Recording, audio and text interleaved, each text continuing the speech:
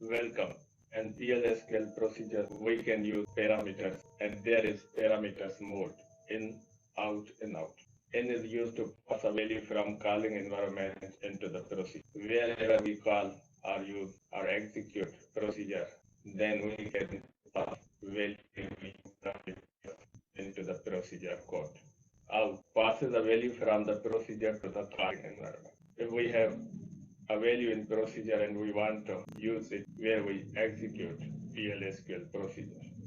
In out is used for both same parameters, which is used for in mode and out mode. Here is a way to create procedure with parameters. Create or replace procedure statement. Create new procedure or replace old created procedure. This is parameter name and this is mode in and type.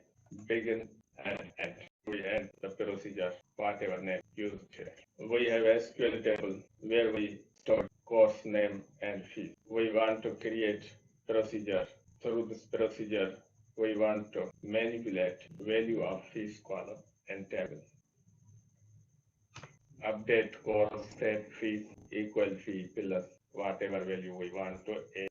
Course ID is column name and this variable course ID is parameters. Update value of fees where course ID is equal to value of this variable and this is parameter.